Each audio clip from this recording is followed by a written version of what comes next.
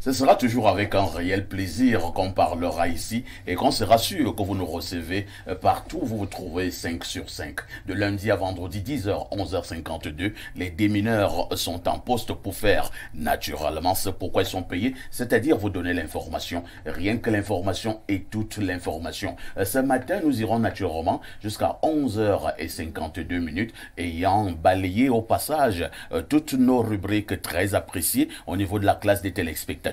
Tout à l'heure, TVB fera un tour en kiosque pour avoir la quintessence de l'information au niveau de nos tabloïds parissants à Yaoundé, au Cameroun, à Douala, Garoua, en Gaoundéré, Bolova et que sais-je encore. Bernardo Basson, plus que jamais en forme, sera encore là pour vous livrer la dénonciation de ce jour, ce fait de société qui vous énerve. On terminera en beauté par une actualité et nous allons justement comprendre pourquoi deux membres du gouvernement se sont associés hier pour justement tenir une grande séance de travail, une grande conférence pour annoncer justement que c'est terminé pour ce qui est de l'insécurité au niveau du transport urbain et interurbain. Pour faire simple, c'est terminé avec les agressions au niveau des taxis, mais également des mototaxis. Et pour cela, il n'y avait pas mieux que le ministre des Transports, Ngale Bibé, mais également le ministre de l'administration territoriale, Atanganji, pour le dire à l'opinion nationale et internationale ce matin.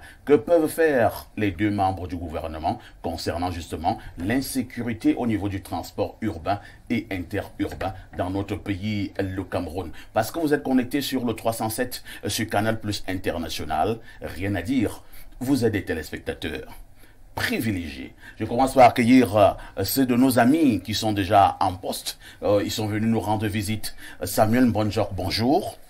Bonjour, parfait ici. Merci pour l'amitié que vous me faites de temps en temps de venir sur ce grand plateau qui est un véritable régal, hein, parce que quand je ne suis pas invité, rassurez-vous, je vous suis 5 sur 5.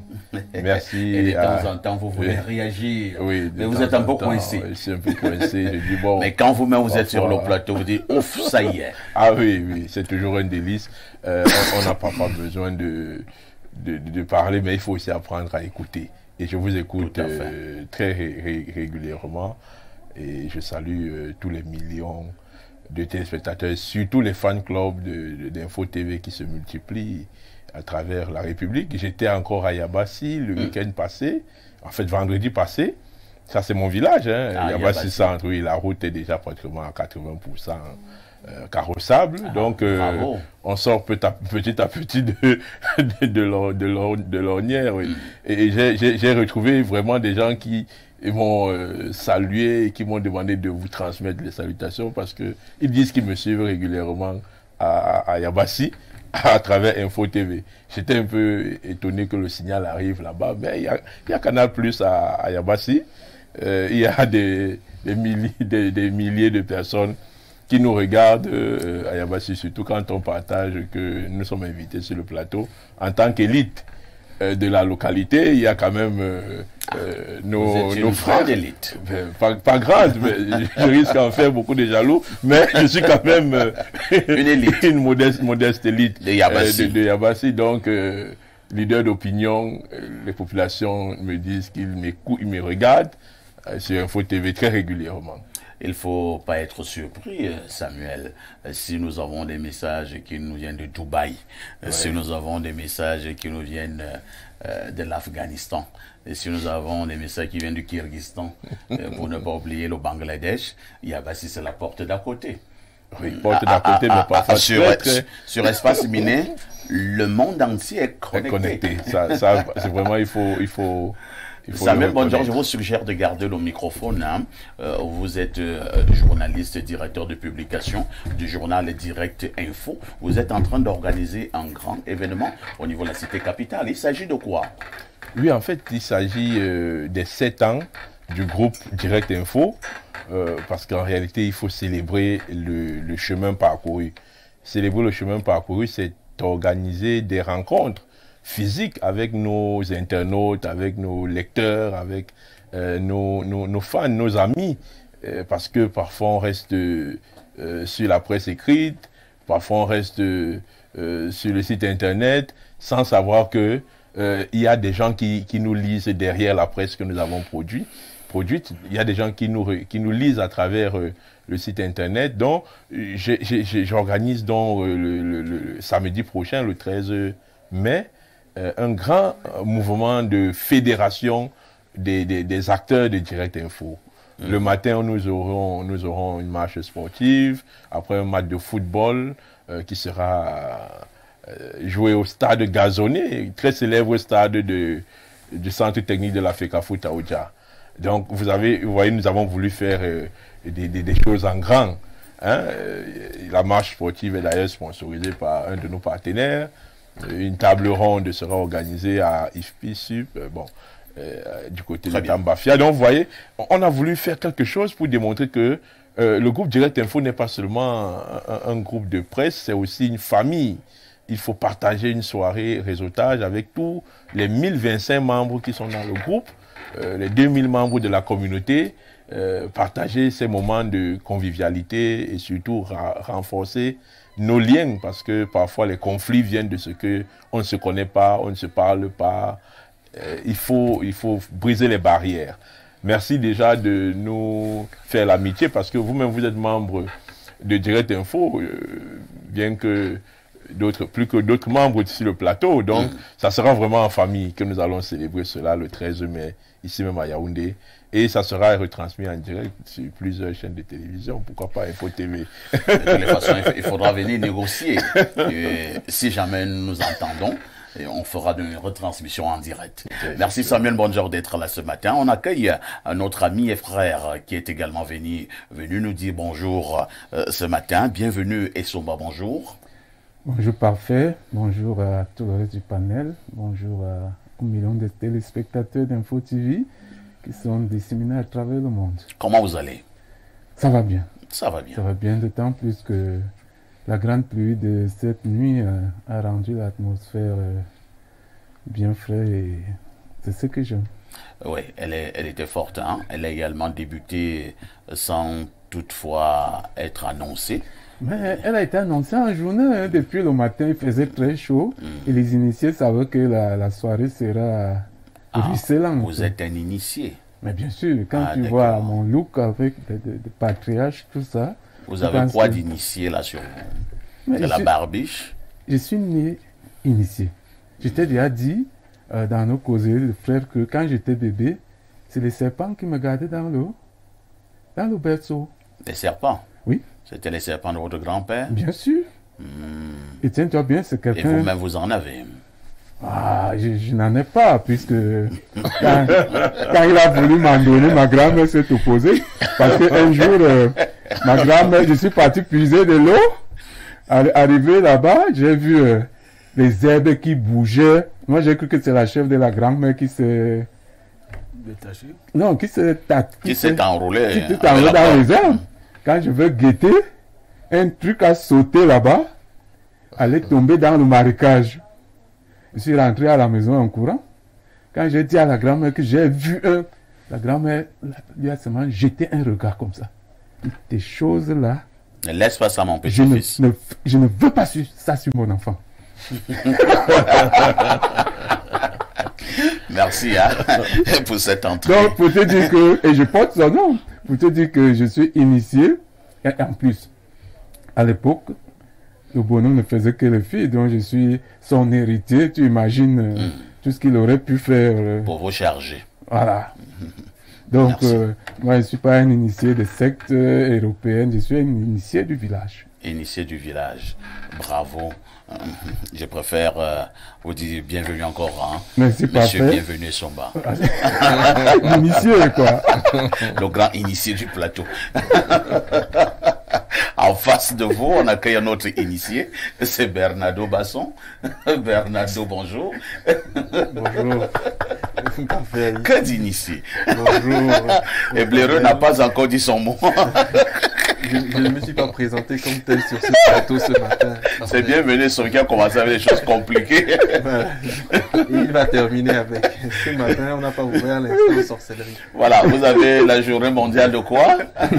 Aujourd'hui, 10 mai, c'est la journée mondiale de la traite et des réflexions sur l'esclavage et leur abolition. Donc c'est aujourd'hui la journée de réflexion qui a été consacrée pour travailler sur ces questions-là, essayer de voir les avancées qui ont été faites sur la question du traitement de l'être humain dans le temps. Il faut dire que la traite négrière est un phénomène qui a causé beaucoup de malin au continent noir. Nous avons été vidés de millions de très grands travailleurs africains, surtout qu'en cette période-là, on ne prenait, que des hommes robustes et des filles très jolies pour aller de l'autre côté de la mer. Et ça a laissé la porte ouverte à l'entrée violente des religions parce que les hommes étaient déportés pour aller travailler, les femmes restaient seules et donc les personnes qui venaient avec des discours religieux pouvaient facilement corrompre les femmes, les enceintrer pour certaines, les manipuler pour d'autres et donc forcément ça a pu installer le discours religieux. Et comme vous savez que parfois les femmes sont subtilement habiles pour chanter à l'oreille des hommes, dont les quelques-uns qui restaient forcément étaient embastillés, étaient orientés par les discours féminins et puis voilà, tout s'est installé de façon négative. Je voudrais dire bonjour également. Et avant de dire bonjour, je voudrais encore dire que ne nous leurrons pas, il est fort possible, pas qu'il est même fort possible, c'est le cas que nous ayons des Etenga qui sont aux États-Unis. Il y en a parfait ici. Que nous ayons les Baboutés qui sont du côté du Brésil et que sais-je encore. Vous savez même que de nombreuses îles du Pacifique, du moins qui étaient pour beaucoup des colonies de peuplement, sont habitées jusqu'aujourd'hui par des personnes qui descendent directement d'Afrique. Du côté, je pense qu'on appelle là-bas Bibia, c'est là où on allait souvent les parquer. Le port de départ. Le port de départ, Bimbia, c'est resté un lieu tristement célèbre, un lieu chargé d'histoire au Cameroun. Lorsque vous arrivez là-bas en ce moment, il y a encore des vestiges. C'est à partir de là qu'on déportait nos ancêtres pour l'Occident et aller travailler. Aujourd'hui, ils disent qu'ils travaillent beaucoup et que nous ne sommes pas reçus. Bon, peut-être. Et si vous permettez, je voudrais dire bonjour à 3 personnes. Allons-y. La première, c'est un aîné pour qui j'ai beaucoup d'affection et avec qui je discutais encore un peu hier. Il est magistrat. Il s'appelle Ulrich Ovono Ondoa, que vous connaissez pour d'autres raisons, même si avec moi de quoi je vais parler. Et également à 2 de ses frères qui nous regardent tous les matins. Alors, votre homonyme, il s'appelle Etoa Ondoa Ulrich. Bonjour à lui. Et Enga Angele Marcelin également. J'ai pensé à leur dire bonjour particulier ce matin. Ils nous suivent tous les matins et je pense qu'ils seront très contents de recevoir notre salutation. Il s'appelle Etoa. C'est ceux qui l'ont ensemble, non? Je ne sais pas. Je vous ai donné les noms. Si vous voyez quelqu'un qui a ce nom-là, il est fort possible qu'il ait du précieux sans me barque, non? Précieux. Oui, mais naturellement. Comment pouvait-il en être autrement? En face de Bernardo, on n'a qu'un autre consultant de tout temps et de tous les temps, le seul qui nous restera lorsque tous les autres petits consultants auront fui. Et moi, je serai avec lui. Il s'agit de Pierre Blériot, Niamey. Pierre Blériot, bonjour. Enfin, ici, bonjour. Bonjour à nos millions de téléspectateurs. J'ai une nouvelle qui n'est plus triste parce qu'elle s'est produite il y a 2 ans.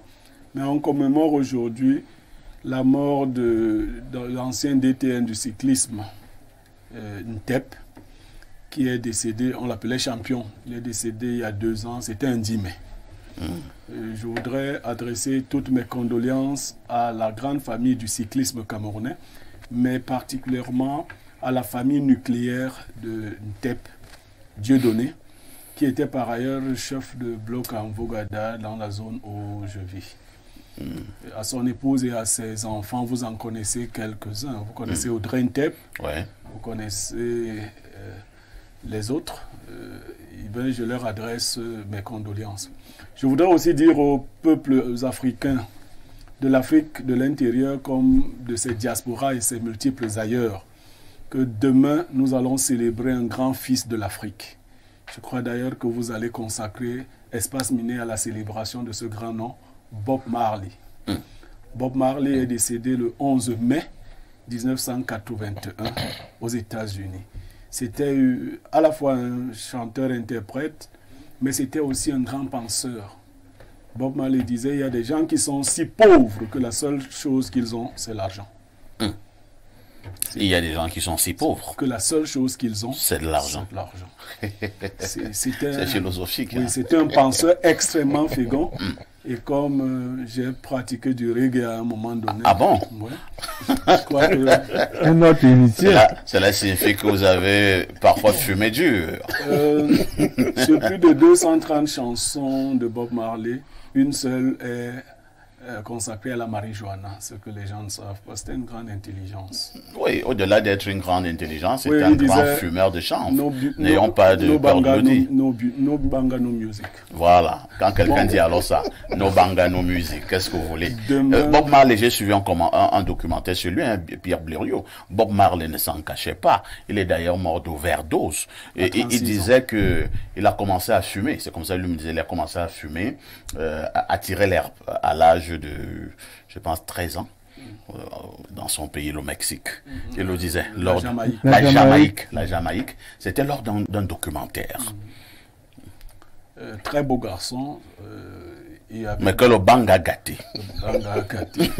Donc, demain, nous vous ferons revivre Bob Marley dans sa pensée, dans ses chansons. Si vous le permettrez, on fera un peu de reggae demain. Je ne connais qu'une seule de ses chansons, hein. No Woman No Cry. Vous ne connaissez que No Woman No Cry. Exodus, tu ne connais pas? Non. On va feuilleter sa discographie demain. On découvre notre casquette de Blériot. Oui, voilà. Les gens vont découvrir cet autre aspect. Hein. Je suis un reggae man. Vous n'avez pas les longs sur la tête quand même. On les a enlevés parce que les cheveux avaient commencé à fuir notre tête. Et on ne savait plus comment faire pour le milieu de la tête. On va également donc saluer une amie commune à Blériot et à moi. Elle vit au Canada. C'est Diane Sarah Oona. Donc on a dit bonjour ce matin. Je pense que c'est une fille Bassa qui a épousé un gars Betty. Donc Diane Sarah Oona du côté du Canada, qui est la présidente du fan club du côté du Canada. On lui dit bonjour ce matin. Il faut également marteler qu'il y a trop d'anniversaires ce jour et de commémorations.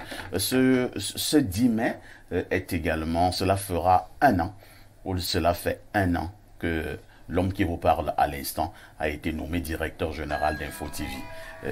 C'était le 10 mai 2022. Nous sommes dans le 10 mai 2023. Un an plus tard que nous sommes à Info TV. Vendredi, nous aurons une thématique pour nous dire ce que vous avez à dire un an plus tard sur Info TV. Vous donnerez votre avis, vos idées et vos critiques. C'est vrai que M. Bienvenu Samba est trop agité ce matin sur le plateau. Je ne sais trop pourquoi avec ses téléphones. Le temps pour nous... Oui, permettez-moi de vous demander de sacrifier à ce rituel jusqu'au jour de notre propre anniversaire. L'anniversaire de Espace Miné. Le 18 mai prochain. Le 18 mai prochain, c'est l'anniversaire de Espace Miné ici même à Yaoundé. Moi, des téléspectateurs de Ngaoundéré, Douala et autres commencent à me dire ça va se passer où certains veulent faire le déplacement. Ça doit se faire quand même en grande pompe. Ceux qui disent nous aimer, ceux qui disent nous suivre, qui veulent même échanger avec nous. Moi, je crois que c'est une occasion pour ceux qui peuvent faire le déplacement. C'est un jour férié d'ailleurs. Le 18 mai est un jour férié. Nous devons choisir un espace pour partager avec nos millions de téléspectateurs. Tout à fait. Et ceux qui sont au Cameroun sont en centaines de milliers. Tout à fait. Donc, comme vous le dites justement, le 18 mai, ce sera donc l'anniversaire d'Espace Miné, les 1 an d'Espace Miné dans une somptueuse salle de la cité capitale.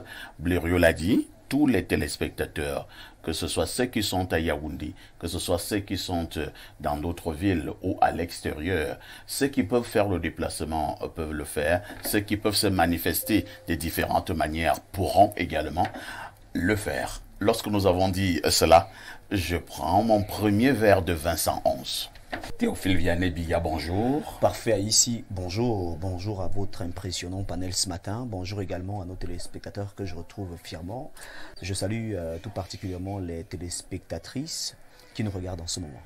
Théophile Vianney-Biya, c'est l'homme de la revue La Presse sur Info TV. Tous les matins à partir de 6h45, il est là pour cet exercice. Il revient à 10h dans le cadre d'Espace Miné.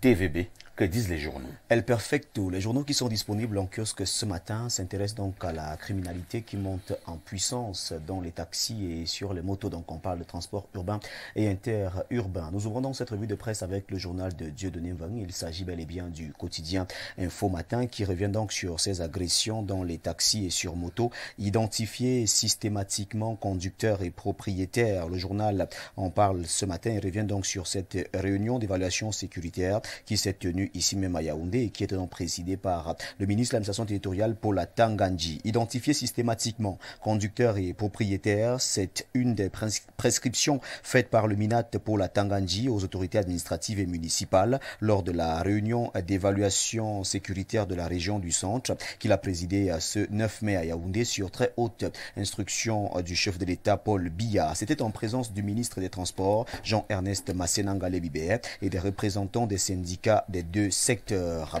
Cameroun Tribune, le quotidien gouvernemental, revient également avec cette même actualité en grande une. Insécurité dans les taxis et mototaxis, la guerre ouverte à la suite de multiples agressions enregistrées ces dernières semaines dans les transports en commun. Le gouvernement a décidé de l'identification systématique des usagers et surtout des transporteurs. C'était au cours d'une réunion de sécurité présidée hier à Yaoundé par le ministre de l'administration territoriale Paul Atanga-Ndji et Singang. De Sa Majesté Marie-Robert Elundou parle également de cette même actualité en grande une, insécurité dans les transports. Le plan de guerre du MINAT est donc présenté dans ce journal qui revient plus amplement sur cette réunion d'évaluation de la situation sécuritaire à Yaoundé. On en parle ce matin. Le quotidien de Jules Brice Ngaba n'a pas loupé cette affaire et présente donc cette criminalité croissante dans les grandes villes. Les mesures fortes du MINAT Paul Atanga-Ndji sont donc présentées dans ce journal. Insécurité dans le secteur des transports urbains et interurbains dans la région du centre. Le MINAT annonce des mesures draconiennes. Titre donc en grande une le Tri-Hebdo le soir de feu Armand Bianda qui présente donc plus clairement ces mesures draconiennes en page 3. The Guardian Post parle également de cette disposition prise par le MINAT Paul Atanga-Ndji pour réduire la criminalité observée dans le transport urbain et interurbain. Le journal revient sur cette réunion tenue ici à Yaoundé et présidée par Paul Atanga-Ndji. Et si on retrouvait également Émergence qui parle de l'insécurité dans les transports, les prescriptions d'Atanga-Ndji sont présentées en page 5 du journal Émergence. Ce journal présente également cette autre actualité. On s'intéresse aux finances publiques. Le Cameroun prépare un collectif budgétaire. Actualité à lire en grande une du quotidien Émergence. Le Messager de Feu Pius Ndjaoué, ce journal qui est géré par Jean-François Chanon, s'intéresse à la qualité de service. L'ART fait bouger les lignes. Enquête sur les mesures prises par le régulateur pour éviter la hausse permanente des prix et des appels et de la connexion Internet entretenue par les opérateurs de téléphonie mobile. En page 4 ce matin, le journal Le Messager vous livre donc le résultat de cette enquête opérée. La République presse de Timothée Somba Bena reste dans la qualité des services offerts par MTN et Orange Cameroun. Gouvernance, amélioration des prestations de téléphonie mobile sous l'impulsion de l'ART, Orange et MTN Sarim aux exigences du consommateur. L'élite n'est pas en reste et le journal L'élite des Somba Abena parle également de l'effet ART sur Orange et MTN, qualité des services de téléphonie mobile. L'effet ART sur Orange et MTN est donc présenté ce matin dans ce journal. Le jour d'Aman Mana nous amène du côté du nord avec ces 5 vendeurs de Zoazoa qui meurent dans un incendie. Ils se trouvaient dans une voiture transportant des bidons d'essence. Le journal nous fait donc savoir que ces 5 vendeurs sont donc morts dans un incendie. En page 3, on en parle ce matin. Banganté, 3 élèves décèdent dans un accident de la circulation. Qu'est-ce qui s'est passé? Le journal Le Jour en parle. Mais la nouvelle expression nous explique déjà un tout petit peu ce qui s'est passé du côté de Banganté. En page 3, drame à Banganté. Le laser, entre guillemets, tue 3 élèves. Ce phénomène en vogue chez les adolescents consistant à conduire une moto à une vitesse supersonique a endeuillé le lycée classique touristique de Banganté. On en parle ce matin avec le journal La Nouvelle Expression qui revient également sur ces 98 millions volés à l'hôpital général Yaoundé. On en parle donc avec le journal La Nouvelle Expression. Une dizaine de personnes ont été arrêtées et sont détenues au commissariat central. L'enquête se poursuit pour débusquer d'éventuels complices. Le journal revient sur cette actualité ce matin en page 4. Il y a 66 ans, il assassinait un commandant français. Le 10 mai 1957, ce combattant de l'armée de libération nationale du Cameroun avait empoigné le commandant de l'armée coloniale en poste à l'ouest pour plonger dans la chute de la Métier où l'on s'apprêtait à projeter une centaine de combattants nationalistes. On revient donc sur cette actualité en page 2 du journal La Nouvelle Expression. Mutation s'intéresse au Conseil de discipline budgétaire et financière. Atout à la trappe, c'est la une de ce journal qui parle également de l'accident de la circulation survenu du côté de la Damawa, 15 morts vers Garoua-Boulaye. On en parle en page 5 du journal Mutation. L'essor consacre sa grande une à cette actualité triste. Garoua-Boulaye, 15 compatriotes tués dans un accident de la circulation. L'agence touristique Express est à l'origine du violent accident survenu ce 9 mai à Taparé, un village situé à 30 km de la ville de Garoua-Boulaye. L'excès de vitesse serait la cause principale de ce nouveau carnage, d'après l'information qui est présentée par le journal L'Essor, qui est disponible en kiosque ce jour. L'Indépendant s'intéresse à l'expropriation. Le ras-le-bol des chefs Sawa du Mungo est présenté en page 3 de ce journal. Exploitation pétrolière, on en parle également. Paul Biya ouvre une ère. Cette ère est présentée en page 4 du journal L'Indépendant. Conjoncture économique, ce journal parle également de ce code pétrolier camerounais. Plus de 85% des emplois à nationaliser. C'est le constat qui est fait par le journal Conjoncture. Nationaliser plus de 85% des emplois dans le secteur pétrolier, procéder au transfert de compétences et technologies dans ce biotope. Tel est le contenu du décret signé par le président de la République le 4 mai 2023 et portant mise en application des modalités de la loi numéro 2019/008 du 25 avril 2019 portant code pétrolier au Cameroun. Capital Info s'intéresse bien évidemment à cette polyclinique. Landerneau sanitaire, la polyclinique Saint-Christophe de Mvogada, prête à accueillir ses premiers patients. L'ouverture officielle est prévue ce vendredi et dès cet instant, les Camerounais pourront explorer les bienfaits de la médecine tunisienne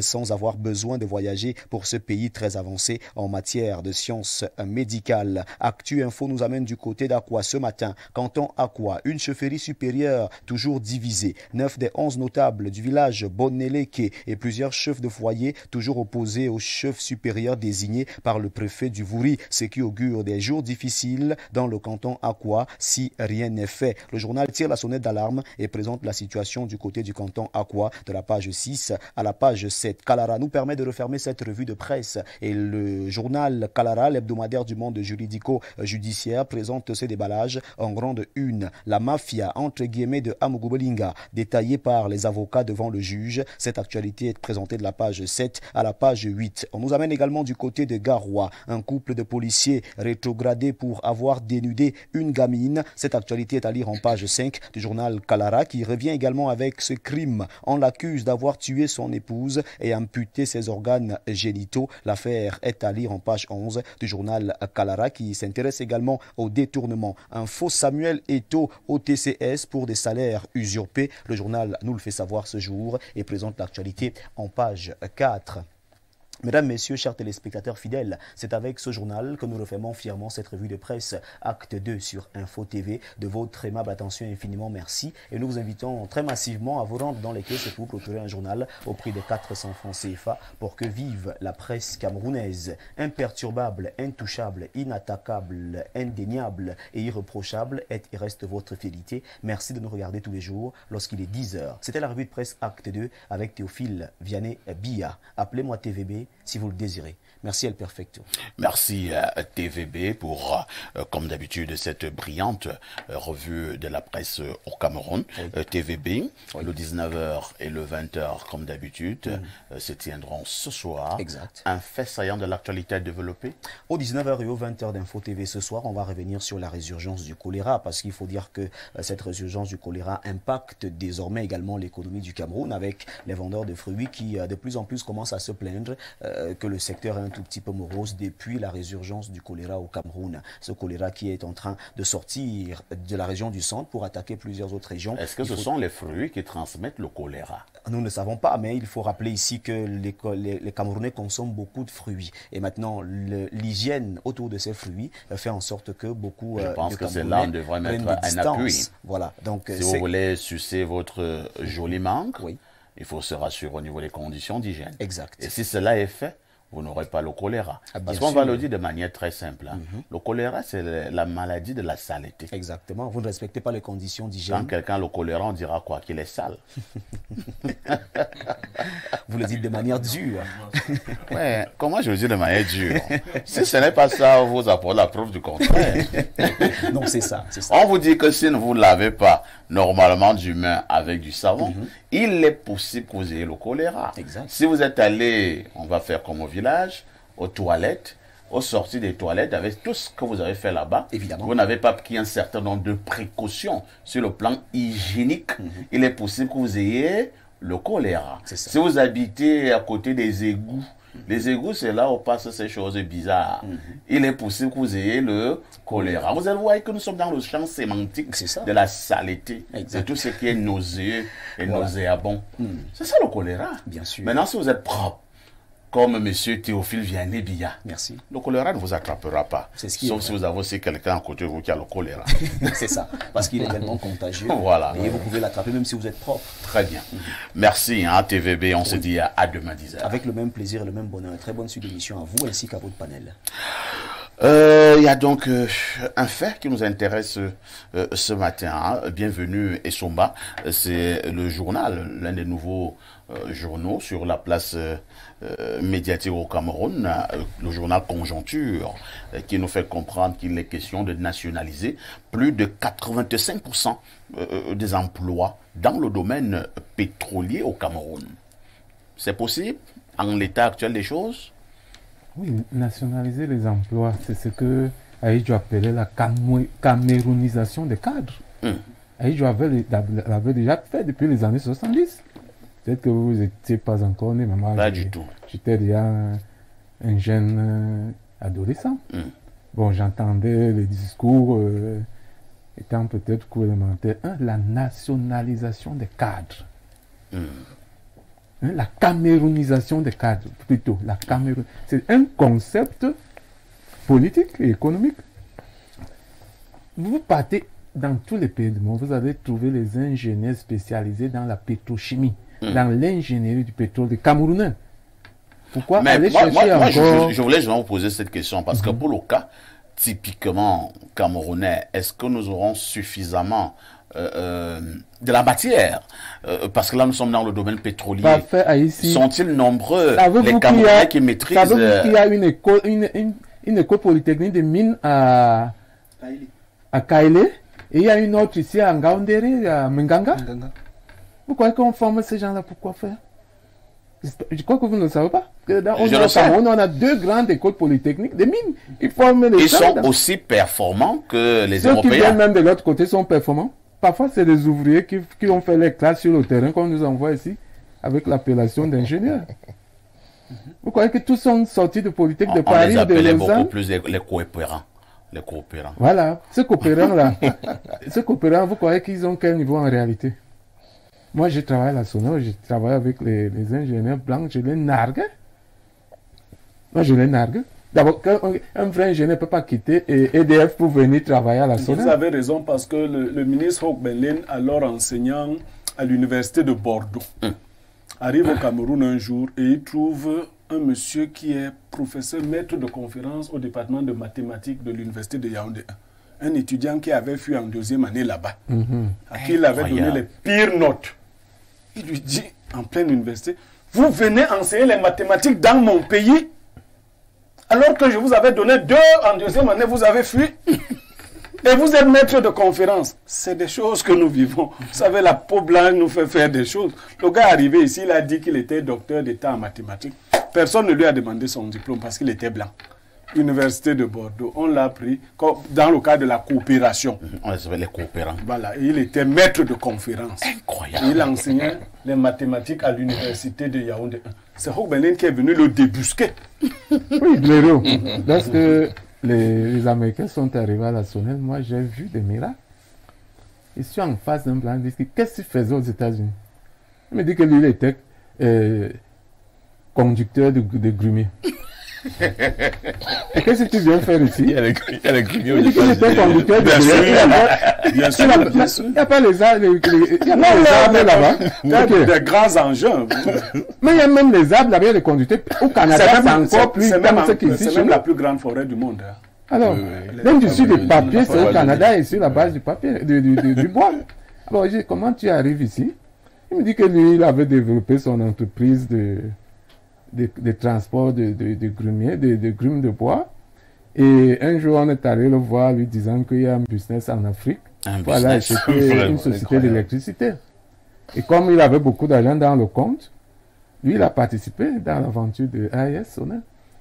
Incroyable. Et à un moment, on lui a dit, il faut que tu ailles voir toi-même le business sur place. Vraiment. On l'amène ici, on le nomme directeur, juste parce qu'il a participé à... Et qu'elle est blanc. Monsieur Et qu'il est Dubois. Merci. Un autre, ça me finit pas vite comme ça. Un autre, lui, il me dit qu'il était laveur de pièces de bateaux. Là, il lavait la graisse, ils ont un nom là, il lave la graisse. Hein? C'est eux qui viennent de venir des Et lui, il était quoi ici? Directeur. Directeur. Incroyable. Ça nous fait rire, ça. Non, mais c'est nos vérités. Mais en réalité, ça devrait faire pleurer. Pourquoi ces gens-là se moquent de nous comme ça? Ou alors nous acceptons qu'on se moque de nous? C'est pas ces gens-là qui se moquent de nous. C'est nous-mêmes qui nous moquons de nous. Parce qu'avant qu'un étranger vienne travailler ici, il doit présenter son CV et obtenir l'autorisation du ministre du Travail, qui est fondée sur le fait que sa compétence n'existe pas localement. Il faut même les équivalences de diplômes qu'on vérifie. Merci, Samuel Bonjour. Pas justement la parole sur cet état de choses. Au moment où le président de la République, son Excellence Paul Biya, est donc revenu à la charge, puisque Bienvenue Somba nous dit que le président Amadou Ahidjo l'avait déjà fait en son temps. Il est question de nationaliser plus de 85% des emplois dans le domaine pétrolier dans notre pays. Oui, si c'est valable dans le domaine pétrolier, c'est le cas dans tous les autres domaines, hein, parce que il n'y a pas un seul qui est en reste. Il a parlé de Sonnelle. Moi, j'ai travaillé à Bolloré. J'ai été cadre à Bolloré. Dans une autre vie. Bon, on est parti de là pour des raisons... Comme vous n'allez pas évoquer oui, ici. Oui, non, non. Et là-bas, on a vu des vertes et des pas mûres, franchement. Et vous savez que Bolloré, c'était pratiquement la chasse gardée des Occidentaux. Il faut également dire... en termes de directeurs et autres. Et Samuel, je vous relance sur un autre aspect. J'ai failli oublier l'aspect là.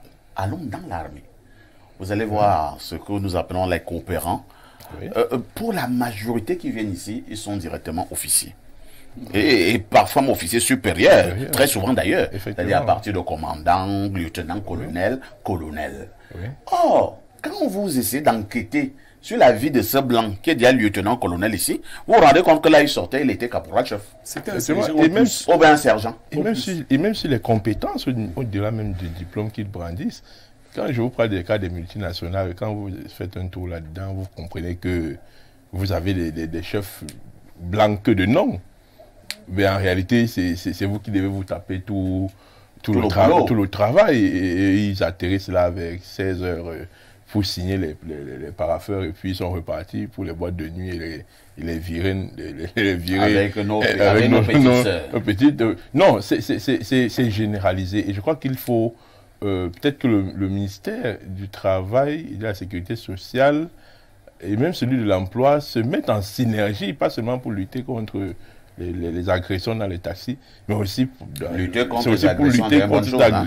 Oui, nous sommes d'accord, mais il faut plus de synergie pour lutter contre cette agression financière que nous avons, parce que ces gars sont payés, si vous voyez les salaires que ces gars... mais attends, ils sont payés comme on les appelle les expatriés. Hein, parce que le salaire expatrié, c'est le triple salaire, quadruple salaire qu'on peut donner à un national. Donc, il puise énormément et ça coûte cher à l'État. Donc, il est important de camerouniser les postes de cadre dans plusieurs domaines. Et puis, il faut sortir de ce complexe colonial. Nous sommes déjà 60 ans quand même des indépendances, 60 ans dépassés des indépendances. On ne peut plus continuer à avoir des entreprises qui n'ont que des blancs comme cadres. Vous allez aller dans la plupart des multinationales, c'est vrai que ce sont des capitaux étrangers, mais il y a quand même des lois camerounaises qui protègent les emplois nationaux. Vous allez voir des entreprises chinoises, pour ne pas les nommer, qui viennent ici avec des gars qui vont souder les vis, qui vont chauffer le fer, qui vont porter les tôles. Les emplois de bas étage. Pourtant, il y a une loi camerounaise qui interdit la main-d'œuvre expatriée dans les chantiers ici. Donc, à tous les niveaux, il y a violation des lois en matière de travail par ces multinationales-là, par ces expatriés-là, alors que nous avons un taux de chômage qui va au-delà de 70%. Donc, c'est important, cette alerte que le journal fait, mais au-delà de l'alerte, qu'est-ce que le politique va faire pour véritablement remettre la balle au centre et permettre que nous sortions de cette situation. Bernardo Basson, nous sommes d'accord qu'il faut camerouniser ces postes-là. Nous sommes d'accord qu'il faut faire la promotion de notre expertise, mais en même temps, il faut quand même aussi reconnaître que dans bien des domaines, nous sommes encore très défaillants. Je prends un exemple. Au niveau lorsqu'on effectue le pipeline Tchad-Cameroun, moi j'ai vu des miracles. On avait besoin des soudeurs. Je dis même les soudeurs, nous n'en avions pas. On était obligé d'aller chercher ailleurs pour ce gros business. Donc nous, Camerounais, intéressons-nous également de plus en plus à la formation dans tous les domaines. Moi, je pense fondamentalement que la camerounisation qui veut être brandie ou vendue ici est plus un slogan qu'autre chose. Si dans le fond, l'idée est noble, parce que l'idée est porteuse de vertu pour un Cameroun meilleur demain, à savoir que les fils du terroir seront aptes à travailler dans le sens de développer les ressources naturelles propres à ce pays-là, je crois quand même que dans la pratique, on est plus dans du bavardage improductif et stérile, parce que c'est un peu mettre la charrue avant les bœufs. Tout à l'heure, M. Essomba rappelait de bonne loi, à juste titre, qu'il y a 2 écoles de mines, sauf que la qualité de la formation des personnes issues de ces écoles-là n'a pas encore été éprouvée. Et pour un secteur aussi dangereux, je ne voudrais pas qu'on le confie forcément aux étrangers, même si c'est le cas depuis longues années aujourd'hui, mais qu'on insiste sur la qualité de la formation à donner à nos étudiants, à nos personnes qui seront formées. Aujourd'hui, ce n'est malheureusement pas le cas, parce que j'en connais qui sont issus de ces écoles-là et qui, sur le terrain, se déconnectent réellement de ce qu'elles ont appris. On a des personnes qui sont formées dans des écoles de pétrole, entre guillemets, mais qui arrivent et cherchent à ouvrir des shoppings. Vous voyez, donc, même si on veut les camerouniser, il y en a qui n'ont même pas la conviction de ce que la formation qui leur a été apportée peut être capitalisée sur le terrain. Il y a également un gouvernement qui certainement va encore pêcher par son système de cooptation, de cooptage, d'accords de la prééminence à des personnes issues d'un certain cercle. Donc pour moi, vraiment, c'est plus autant je pense que l'idée de fond, elle est bonne, autant je pense que la mise en œuvre doit être vraiment questionnable. Moi, je le pense sincèrement. Donc aujourd'hui, parfait, ici, je ne suis totalement pas emballé par ce projet. On connaît le Cameroun, je ne suis pas emballé par ce projet. Cela je serai emballé lorsque j'aurai la conviction de ce que on a plusieurs écoles vraiment de mines, c'est-à-dire pas que de plusieurs de qualité. Oui, et que les étudiants formés sont, parallèlement à leur formation, appelés à effectuer des stages dans des entreprises de renom accompagnés par le gouvernement, que ces stagiaires-là soient même au mieux rémunérés, parce que c'est un secteur stratégique pour le Cameroun, qu'ils soient bien traités déjà dans leur formation pour que l'implantation soit de qualité. Tant que cela n'est pas fait, pour moi, c'est plus du bavardage improductif parfait ici. Merci beaucoup. Sauf si Blériot voulait également encore réagir. Je pense que c'est bon. Vous n'avez pas encore réagi. Vous n'avez pas encore Vous avez volé le temps de parole à Bienvenue Somba tout à l'heure. Alors, Pierre Blériot, Bernardo parlait d'un secteur très stratégique, donc très important. Le président l'a martelé lors de son discours du 31 décembre dernier, lorsqu'il fait faisait allusion justement aux mines, gaz et tout ce qui va avec. Que doit donc faire le gouvernement pour que nous autres Camerounais, nous commencions véritablement à nous intéresser à cette formation-là? Bon, c'est dur, c'est même prétentieux, mais notre gouvernement ne fonctionne pas avec une certaine cohésion. Quand le président, je ne sais pas si c'est seulement le fait d'un discours, quand le président projette que le Cameroun va exploiter ses minerais, oui, le Premier ministre doit mettre sur pied des comités de réflexion avec les autres ministres. Cela implique beaucoup de ministères dans la vie publique. Et certaines activités devraient déjà être mises en place. Pour rassurer Bernardo, la qualité de la formation a diminué parce que l'intérêt ne s'y trouvait plus. Je le sais, je suis d'accord. Ce qui s'est passé, les coopérants ont aidé. Mais avant même les coopérants, vous voyez, nos premiers intellectuels ont été formés à la bonne école. Ils sont venus, ils ont commencé à travailler avec quelques coopérants. Certains avaient de la valeur, d'autres pas. Mais parfait, depuis le jour où on a dit que l'école ne garantissait plus rien, on a tué l'université. Ensuite, on a tué le secondaire. Aujourd'hui, on est en train de tuer le primaire. Malheureusement, nous allons devoir être recolonisés d'abord. Malheureusement. Oh là là. Oui, malheureusement. La qualité de nos cadres formateurs est questionnable. Monsieur, mais vous permettez que j'aille plus loin. Pas faire ici, vraiment, pardonnez-moi. Mais ce que je vais dire peut être blessant, mais c'est le cas. Dans le processus de développement de l'Occident, tel qu'il a été conçu et pensé, l'Afrique noire a un rôle. Et ce rôle, c'est d'être la serpillière. Oh là là. C'est vraiment aller discuter avec des personnes qui ne sont pas d'un bord politique, qui sont objectives et profondes. Elles vous le diront dans des bureaux fermés. Le rôle de l'Afrique dans le développement est de fournir la ressource, de fournir la matière pour que l'Europe émerge. L'Afrique ne va pour le moment, à l'état actuel des choses, jamais se développer, l'Afrique noire, parce que le système tel qu'il a été pensé a été conçu comme cela. Très bien. Oui, Donc ce qu'il dit est pertinent parce qu'on doit se reconstituer une autre façon de voir les choses. Tant que cela n'est pas fait, on n'a aucune Merci. Hein. Oui, c'est vrai que parfait. ce n'est pas un thème inscrit à l'ordre du jour. Vraiment 30 secondes pour Oui, je veux quand même ajouter que 30 secondes pour ce que Bernardo, on passe à autre oui, chose. ce que Bernardo dit est vrai. Mais aujourd'hui, il y a des voix qui s'élèvent en Occident, qui disent non, ce système ne peut pas perdurer. C'est pour ça qu'aujourd'hui, on parle des acteurs mondiaux, des acteurs mondialistes, qui disent non au système mis en place depuis la fin de la Deuxième Guerre mondiale. En fait, je dis que nous allons être recolonisés, mais il faudra cette fois-là que nous choisissions la forme de la recolonisation. La plupart de nos cadres formateurs n'ont plus le bon niveau. Vous avez pris le cas des soudeurs dont on avait besoin, ainsi de suite. Dans nos écoles, lycées techniques, vous voyez quel est le niveau des formateurs là-bas? Vous voyez quelqu'un qui forme en menuiserie, lui-même ne sait pas fabriquer quoi que ce soit. Même une chaise. C'est pas normal. C'est pas comme ça qu'on va former des ouvriers performants. Donc, il va falloir qu'on se reconsidère. Je dis donc, lorsque le président de la République a lancé une idée, le Premier ministre et les autres ministres auraient déjà mis en œuvre toute une batterie de mesures qui nous montrent que cette idée a été récupérée par les différents ministères sectoriels, que des feuilles de route ont été définies pour l'atteinte de ces objectifs. Véritablement, je ne sens pas que notre gouvernement fonctionne de cette manière. Je ne sais pas ce qu'ils font au quotidien, mais je crois que chacun s'exerce à faire quelque chose de son côté et davantage à rechercher le buzz. Très bien. Merci beaucoup. Hein. C'est ce qu'il fallait dire concernant l'actu presse dans le cadre justement de cette émission ce matin. Le temps pour moi de prendre notre verre de vin 111. Bernardo Basson pour la dénonciation de ce mercredi matin.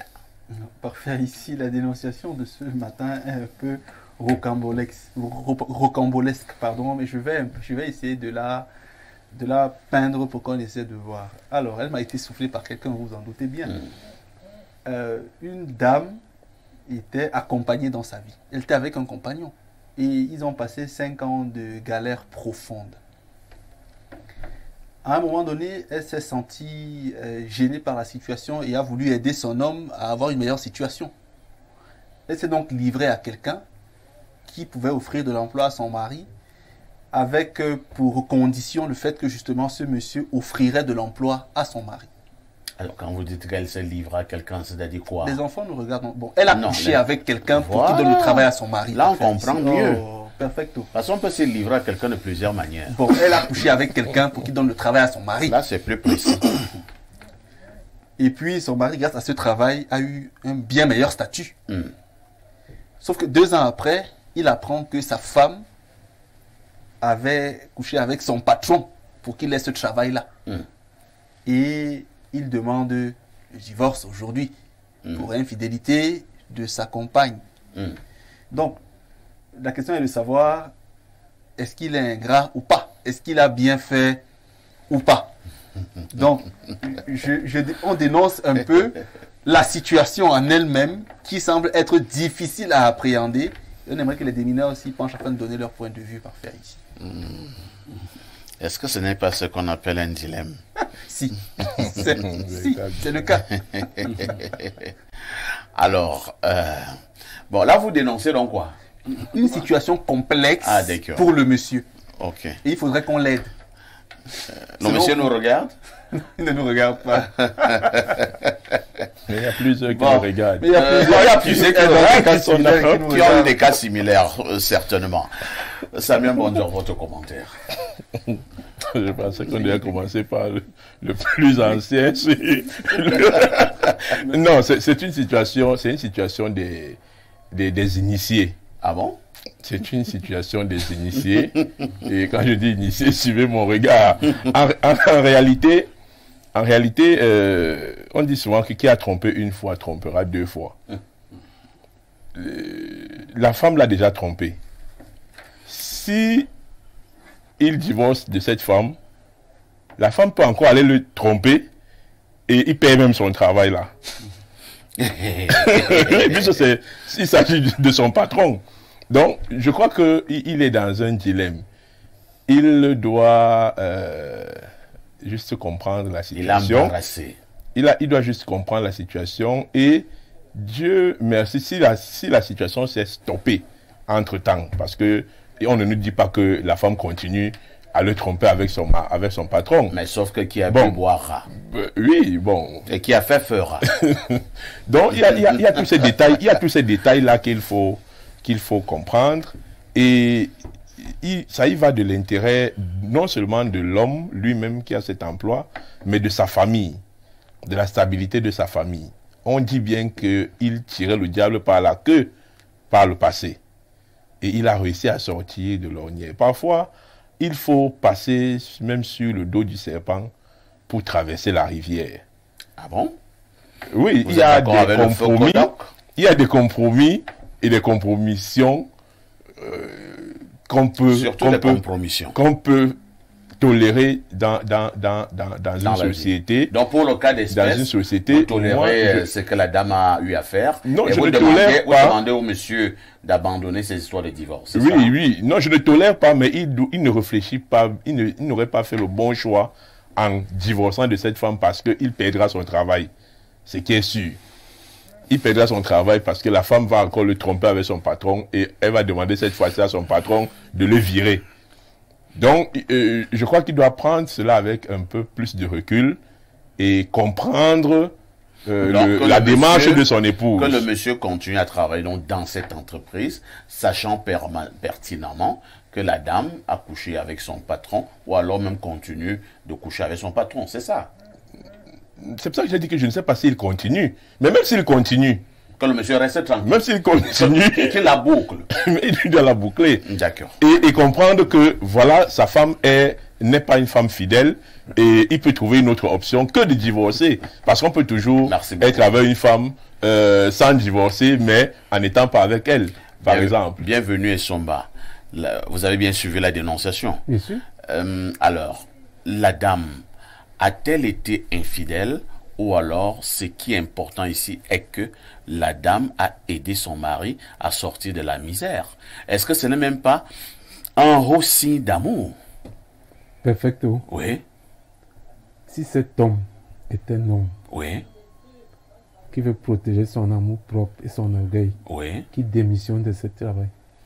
C'est quoi l'amour propre pour aller finalement dans la boue au quartier? Voilà. L'orgueil, Voilà. c'est quoi cette affaire? Voilà. Entre-temps, il y a les enfants qui doivent aller à l'école. Est-ce que les enfants vont comprendre, lorsqu'ils ne partiront plus à l'école, que papa a démissionné du travail pour son orgueil, pour son amour propre? C'est de ça qu'il s'agit.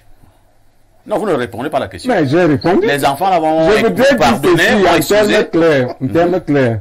Je voudrais dire ceci. Oui, Samuel a dit, quand on veut se noyer, même si sur un serpent, ça grippe, pour Ouais. être sauvé. Qui nous laisse son affaire là? Moi, à sa place, qu'est-ce que je ferais? Je prends une deuxième femme. Voilà. Je prends une deuxième femme.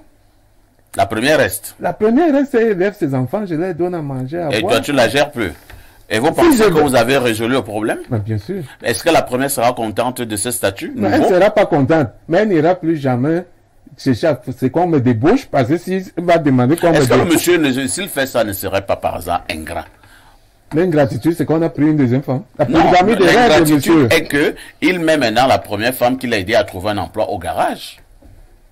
Mais est-ce que avant qu'il ne trouve l'emploi, la première femme l'avait mise au garage, non, en allant sortir avec son patron? La première femme est allée sortir avec le patron pour que son mari ait un boulot. Et effectivement, son mari a eu un emploi. Apparemment, il est même décent.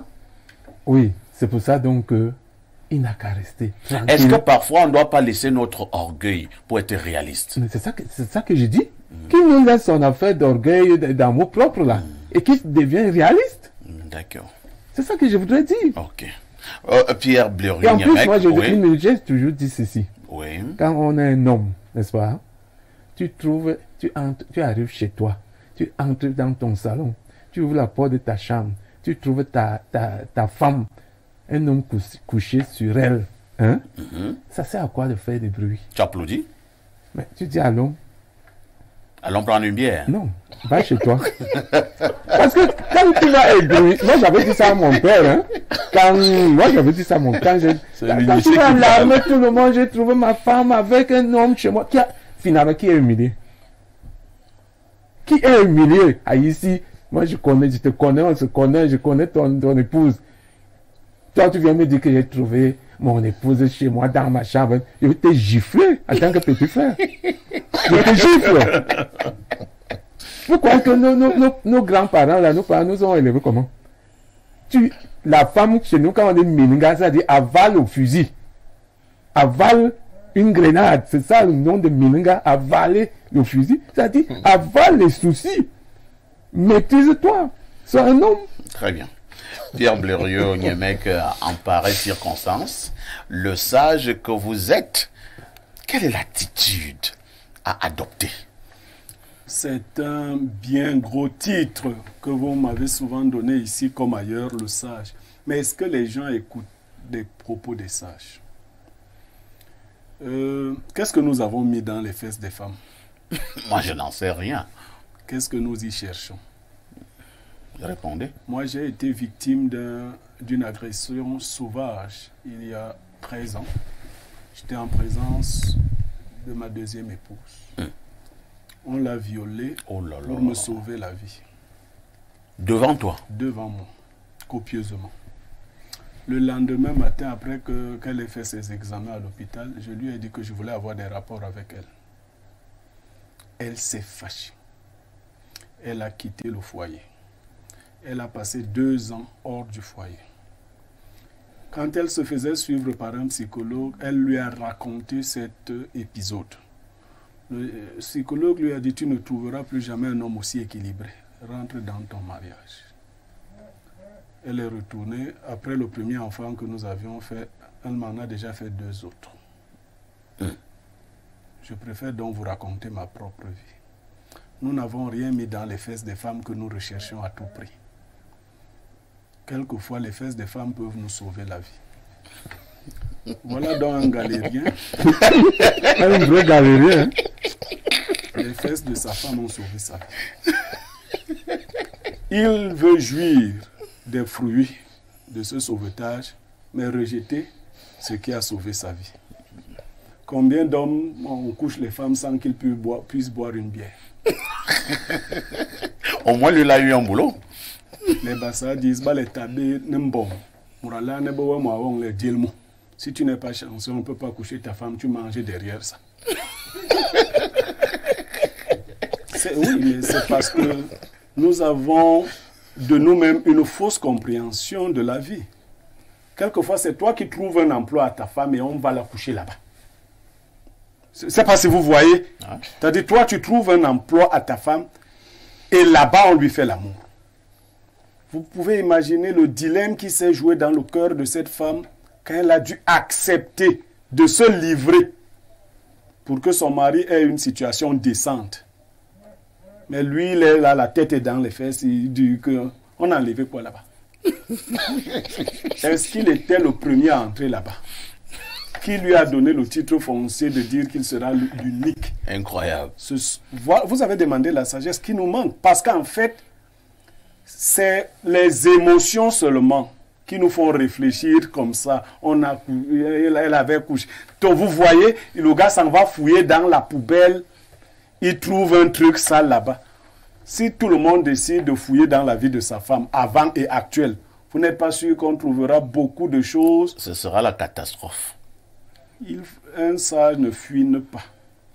Quand vous fuinez, vous êtes un porc. Et vous rencontrez seulement les choses de la porcherie. Ce monsieur, donc, doit élever son quotient émotionnel.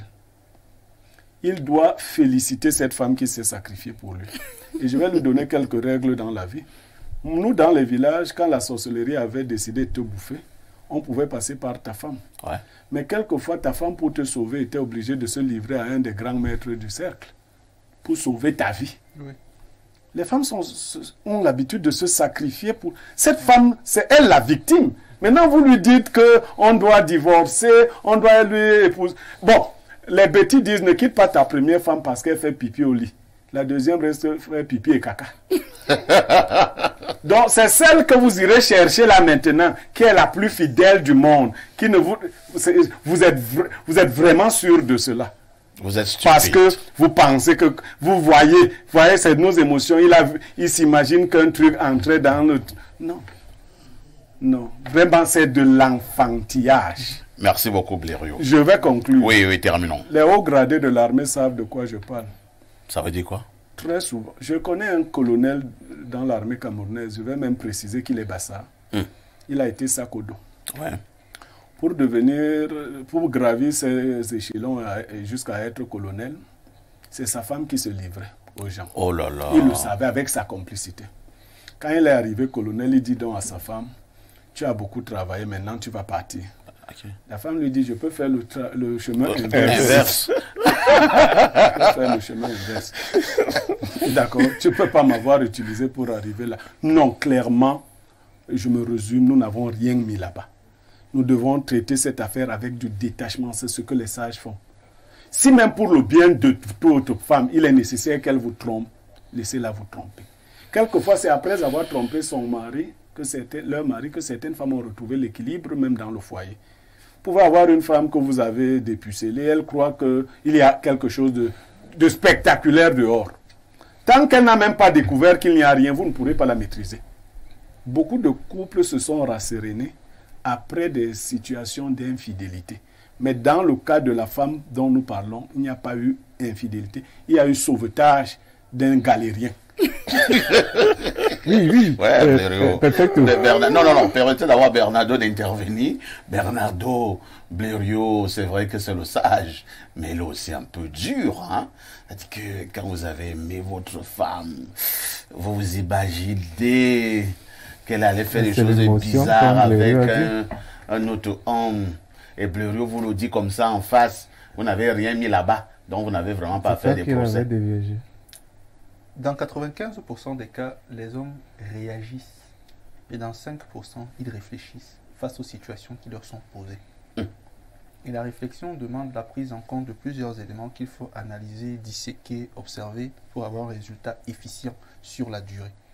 Et la réaction demande tout simplement de poser une émotion, une quasi-émotion ou une pseudo-émotion face à une situation qui nous est proposée. Sur la question de relations amoureuses, moi, avec mes frères, j'ai beaucoup de problèmes parce que j'ai toujours des positions très particulières et ils me disent même souvent que toi, on ne te comprend pas. Un peu comme j'ai dit à mon grand frère un jour que pour moi, l'idéal serait même, quand je vais décider de me marier très bientôt, d'épouser une femme qui a déjà un enfant. Il me demandait pourquoi. Je lui dis, mais une femme qui a un enfant déjà, elle peut... Au moins, tu es sûr qu'elle est féconde, même si après, elle peut ne plus l'être à terme. Et tu peux épouser une qui n'a pas d'enfant, mais qui a avorté 5 fois. Donc, il n'y a pas de lecture cartésienne à avoir sur des choses comme ça. Pas fait ici. Pour moi, il n'y a pas de problème. J'ai dit à mon grand frère un jour que pour moi, l'infidélité n'est pas une cause immédiate de divorce. Ça peut l'être si jamais elle couche avec mon frère, par exemple. Mais là, si je suis un fécond, je couche avec lui pour faire un enfant, où est le problème? Donc, il y a des cas vraiment à diluer. Et puis, j'aime souvent dire ici que mais une tombok. Donc, il y a des choses qu'on me dit et dont je mesure la pertinence qui me font comprendre que pour moi, un tel cas ne devrait même pas faire l'objet d'un débat. Ta femme t'a trompé, tu as eu un travail. Des fois même, ta femme te trompe, tu ne sais même pas. Et tu n'as même rien. Voilà, tu n'as même rien. Donc, pour moi, il n'y a pas de problème pour qu'on puisse en débattre. Vraiment, donc, merci beaucoup. Vraiment, c'est une situation qui est banale, qui est basique. Les hommes trompent leurs femmes ici dehors, les femmes sont au courant, elles se taisent. Ta femme t'a trompé, tu as même eu un travail. Tais-toi. Va au travail, gagne l'argent, mets-la bien, nourris-la parce qu'elle le mérite. Ce que tu as eu gratuitement, laisse les autres également en profiter plus ou moins. Parfois, on veut sceller des choses qu'on ne maîtrise même pas. Parfois ici, le mariage que vous voyez, c'est un rituel. Le mariage, c'est un rituel. C'est pourquoi on dit, chez nous, quand on passe l'anneau, de bouche, tu dis 2 mots, de cœur, tu dis 100 mots. Parce que quand tu dis, je te mets cet anneau, signe de mon amour, dans le cœur, tu dois dire, si un autre homme veut entendre nous, je le bloque. Si une femme veut entendre, bon, ça c'est un peu ésotérique. Je sais une unification pour vous dire qu'il n'a pas à s'en plaindre. Vraiment. Très bien. Elle a aidé. Merci beaucoup. On lit les nombreux messages. Hein. Bonjour aux démineurs, bravo à Niemek. Cette chaîne est une chaîne d'influenceurs positifs. Allez de l'avant. C'est monsieur Epané qui envoie donc le message. Un autre message, bonjour parfait ici, ainsi qu'à ton panel.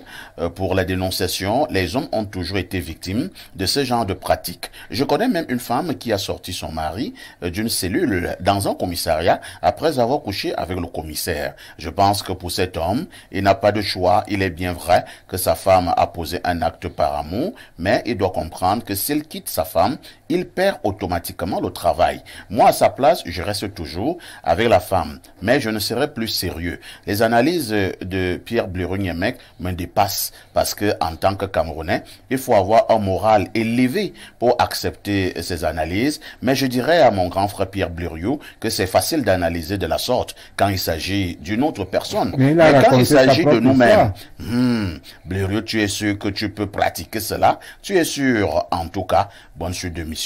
C'est Marco depuis le Carrefour Sam. Pour moi, je préfère rentrer au village. Ce n'est pas le seul boulot. Je n'ai pas tué les gens dans mon village. Je rentre. Voilà.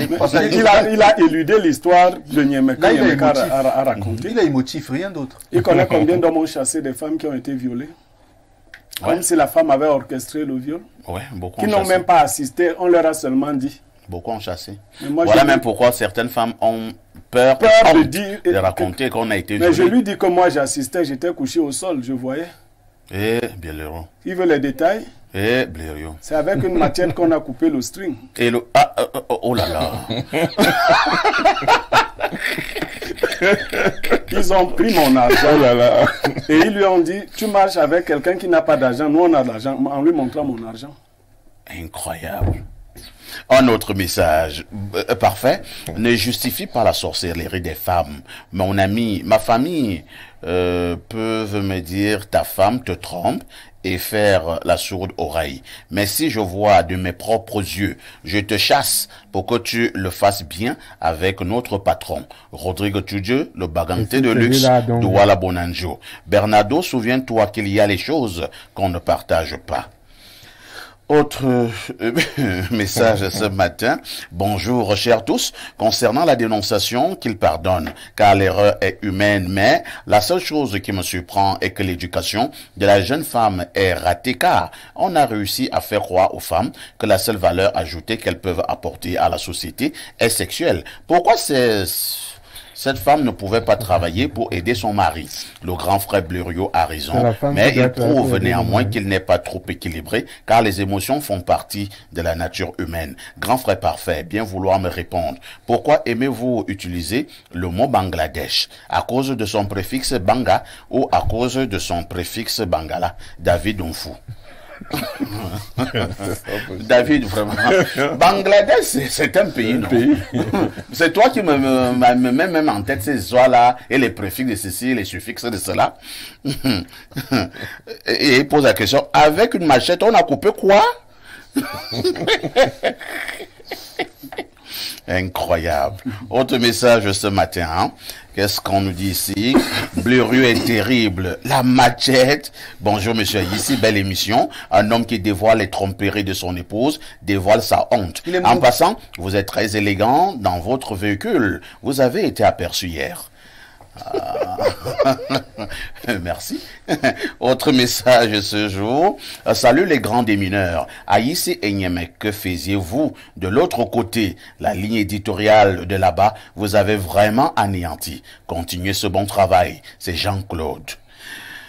Autre message ce jour. Bonjour, sac de modérateur. La perfection. Cette femme est un pain béni pour cet homme. C'est Maxwell de Jouvence. Autre message. Bonjour, sac de modérateur. On a lu ce message, hein. Bonjour, les démineurs, respect à Blériot. Après Blériot, c'est le virage. Même dans la Bible, Sarah a couché avec un roi pour sauver la vie d'Abraham. Un vrai homme ne parle pas de l'infidélité de sa femme. Patrick, depuis Bafoussam. Oui, si tu permets, oui. C'est une histoire que les chrétiens doivent retenir. Quand Abraham arrive en Égypte, son épouse Sarah est très belle. Le roi s'intéresse à l'épouse d'Abraham, le père des chrétiens. Abraham présente au roi, au pharaon, son épouse comme étant sa sœur. Sarah a passé du temps chez le roi et c'est ce qui a permis d'ailleurs de sauver le peuple d'Israël.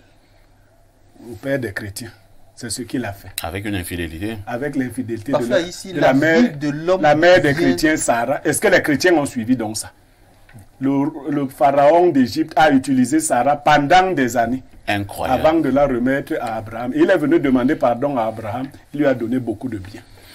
La vie de l'homme vient des parties intimes donc, de la femme. Vous les chrétiens qui voulez... Il faut donc tuer Sarah, il faut arrêter le christianisme. La sécurité de l'homme vient Bonjour les démineurs. La dénonciation de ce jour est très délicate. Votre émission est pédagogique. Et les plus jeunes vous écoutent. Non, non et non. Le sexe ne doit pas être un instrument d'ascension. Il faut le marteler aux plus jeunes. Bonne journée à vous. Non, monsieur est en train de vous clouer. On n'a pas parlé de sexe comme instrument d'ascension. Lui, il dit autre chose. D'ailleurs, lui, sa femme couche avec des gens. Et il n'a rien. Et il n'a rien. Il n'a rien. Donc, si c'est le fait de... Il n'a rien. Bonjour, il reste tranquille, tout chemin mène à Rome. C'est signé Hugo Acribi. Mes salutations distinguées à Basson.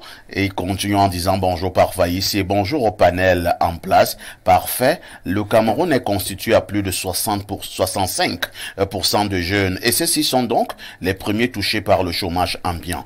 Le souci de nationalisation et donc pour le cas échéant de camerounisation des emplois est factuel et même dépassé si l'on s'en réfère à la lenteur administrative qui illustre la léthargie dans laquelle se meuvent les administrateurs face à ce problème qui perdure. La question qui reste néanmoins en suspens est de savoir s'il s'agit d'une volonté réelle de l'État de faire sien ce souci d'équité, ou alors s'agirait-il d'un énième slogan qui servirait les deux seins d'une administration en déroute.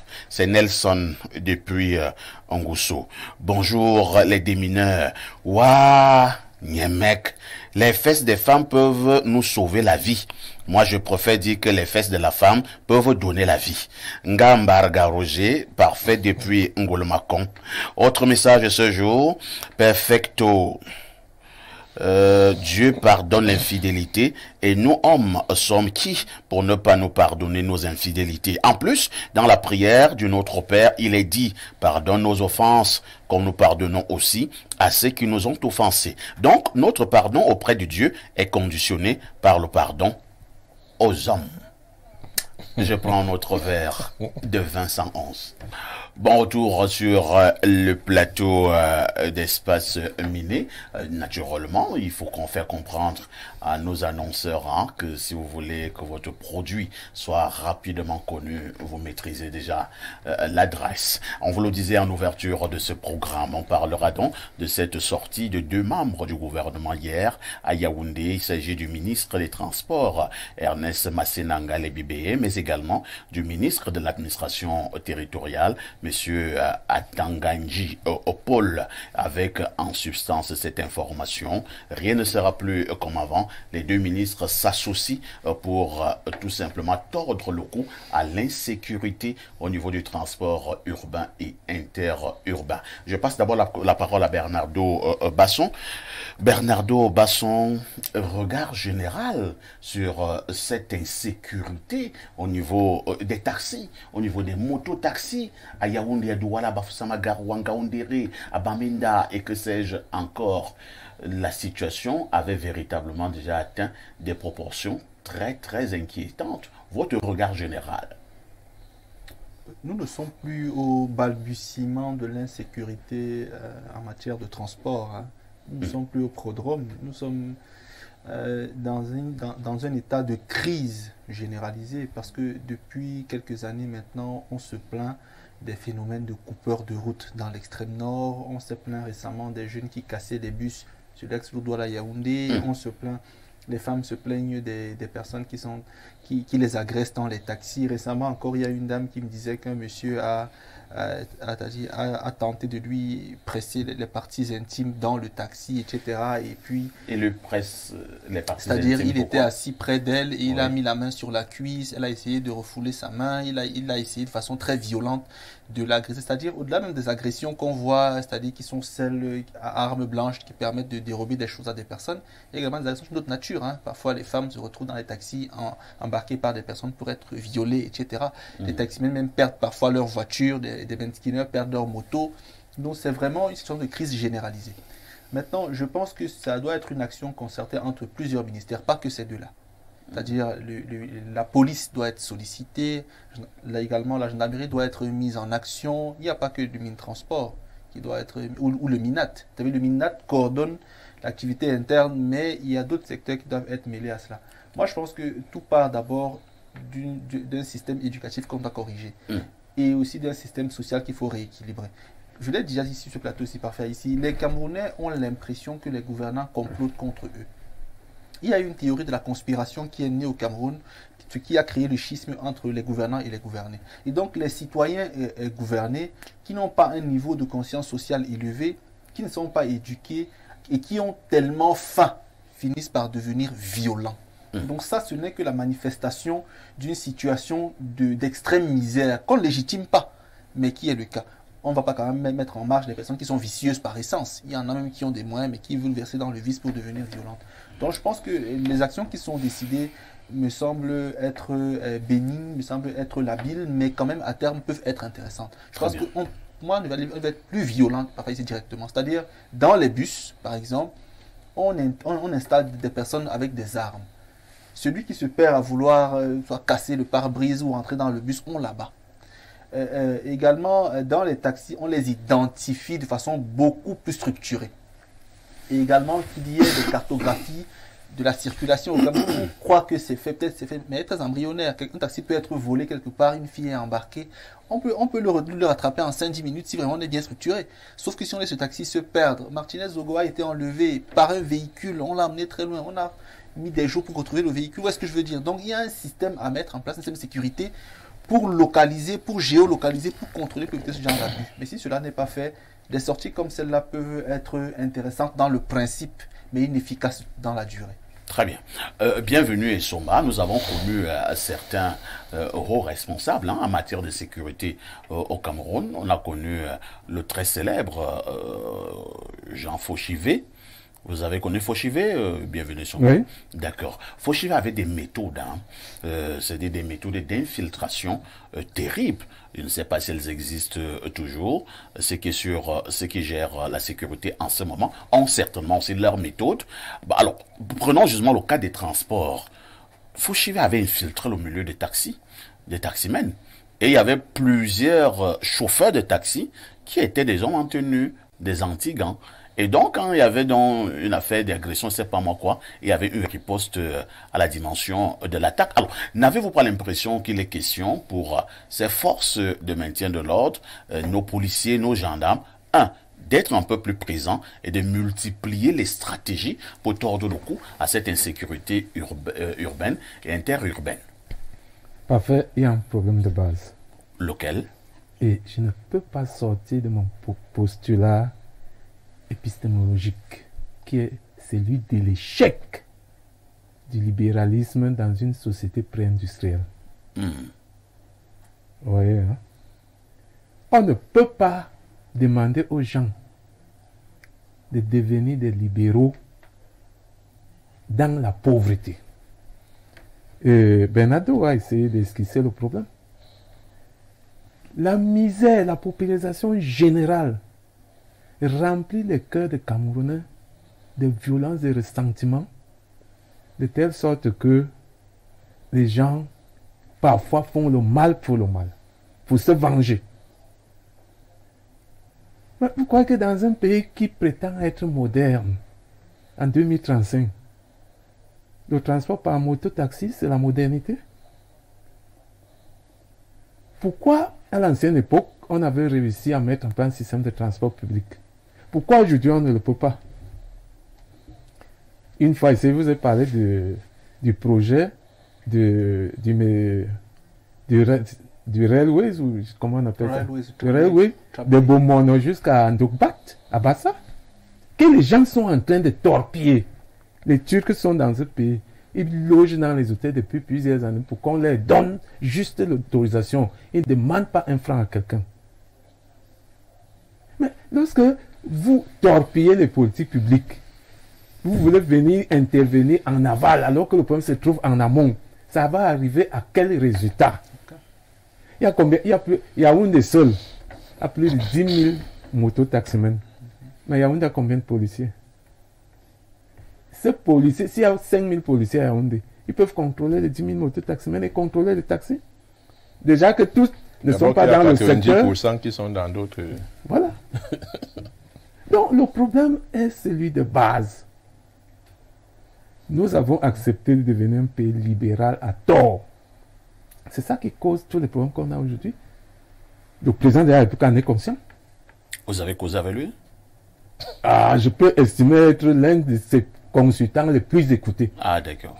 Parce que moi, je vais te dire, l'autre jour, je suis parti chez Kirk. J'ai posé sur la table le problème des carrières. Les gens partent créer les carrières le long du versant du Mont Fébé. J'ai dit que, mais, respectez au moins ce vieux de 90 ans. Qu'une explosion dynamique peut faire arrêter le cœur. J'ai interpellé le ministre de l'Environnement, le ministre du Tourisme, le ministre même à Tanganjila. J'ai interpellé la DSP, la garde présidentielle. J'ai dit, mais les civils peuvent le faire. Mais vous, au moins, à moins d'un kilomètre de la maison prévue du président, vous ne laissez qu'on dynamite les rochers. La semaine dernière, on a fermé tout ça. On a fermé toutes ces carrières-là. Donc les gens sont dans un libéralisme sauvage. Oui. Ils ne veulent pas prendre des responsabilités pour mettre en place des politiques publiques qui peuvent développer le pays. Et moi je dis, je suis un économiste professionnel, un pays non développé qui devient libéral ne peut jamais être se développer, même si c'est Jésus-Christ qui vient développer, gouverner ce pays. Vous pensez donc que la campagne lancée contre l'insécurité au niveau du transport urbain et interurbain, cette campagne en quoi ça va réussir? En quoi ça va réussir? Pourquoi vous voulez toujours décourager les gouvernants lorsqu'ils veulent prendre un certain nombre pratique et rationnelle. Vous avez 20 000 motos taxis à Douala avec 5 000 policiers. Vous allez les contrôler comment? Peut-être 10 000 taxis. Vous allez les contrôler comment? Mettez en place des modes de transport public efficaces. Vous voulez que... Qui vont faire en sorte que les bus reviennent. Les trains sont là, les bus sont là. Vous regrettez la Sotuc? amèrement. Oh là là. Amèrement. Et depuis au moins deux cas à Yaoundé, on met en place une des entreprises de travaux publics, de transport en commun qui ne réussissent pas. Ça tombe. Et puis, Pourquoi ceux qui ont fait tomber la socature sont promus à... Ministère des Transports. Non, c'est pas le thème inscrit à l'ordre du jour. Oui, mais il faut le dire quand même. Ça n'a rien à voir. Non, le problème est ailleurs. Alors, Tout ce qu'ils font là, c'est... Pierre Blériot, Niemek, de temps en temps, nous nous réunissons ici pour dire que l'ordre gouvernant ne prend pas des initiatives au niveau de son rôle régalien. Ils abandonnent les populations. Maintenant que deux ministres se sont assis pour dire que cette affaire d'insécurité au niveau du transport urbain et interurbain, c'est terminé. Les gens comme Issoumba reviennent pour dire que non, cette affaire-là, c'est du pipeau. Non, c'est pas du pipeau, mais il faut dire peut-être au Camerounais comment ça fonctionne. La violence est désormais endémique au Cameroun, c'est-à-dire vit de manière permanente. Elle se déporte vers des segments et des secteurs de la société. Et l'État, qui ne peut pas répondre à la problématique de l'étiologie de la violence, permet à la violence de subsister dans un secteur pendant un certain temps, parce qu'elle ne peut pas disparaître. Vous comprenez? C'est-à-dire que la violence qui existe aujourd'hui au ministère dans le secteur des transports, c'est déporté d'un autre milieu pour venir là. Et les dirigeants le savaient, ils l'ont laissé là pour gérer ce trop plein de violence pendant un certain temps. Ce qui se passe maintenant, c'est qu'on va leur demander de déporter la violence de ce secteur pour un autre secteur. C'est un système rotatif. Oui, puisque vous avez un mal que vous ne pouvez guérir, dont vous ne pouvez guérir, ce que vous faites, c'est que vous l'envoyez dans les différents organes de temps à autre. C'est ce qui se passe. Bon, pour vous le dire de manière schématique, le niveau de sous-emploi et le niveau de pauvreté ajouté à la cherté de la vie ont accru la violence. Qu'est-ce qu'on fait? À défaut de pouvoir trouver des emplois aux gens à gérer ce genre de choses, on laisse volontairement, ce n'est pas aujourd'hui qu'on sait qu'il y a de la violence dans ce secteur, pour y mettre fin, contrairement à ce qu'ils disent, non, on n'a même pas besoin de beaucoup de choses, on va y mettre fin. Mais on va y mettre fin à la condition de laisser que ça se transfère dans un autre secteur pour un certain temps, avant que les cris ne montent de ce côté-là et qu'on vienne encore faire cela. La question essentielle, c'est comment nous pouvons exorciser la violence qui est devenue endémique. Nous savons ce qu'il faut faire. Il faut plus de justice sociale.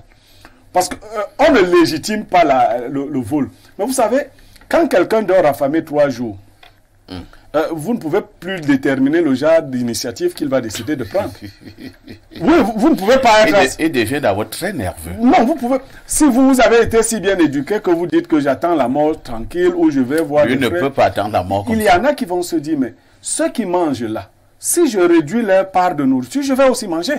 Oui, il y a des gens qui volent... De quelle manière il faut réduire? Non, il y a des gens qui volent pas parce qu'ils sont voleurs par essence, mais par nécessité.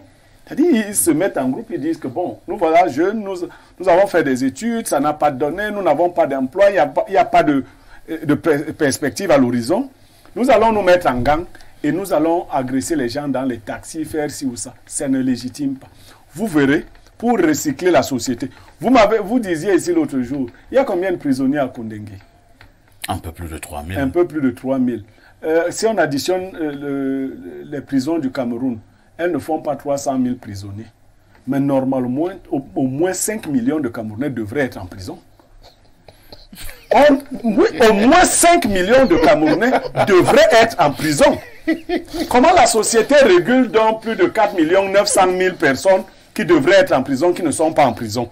On les laisse vivre parmi nous.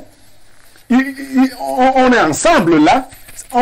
Sinon, ça leur coûterait plus cher de construire des prisons pour 5 millions de Camerounais, parce qu'il faut quand même au moins un minimum. On les laisse donc, parce qu'il n'y a pas que les voleurs qui sont... Ceux qui sont parmi nous circulent, et vous verrez que même au niveau des brigades et autres, le commandant juge à son petit niveau.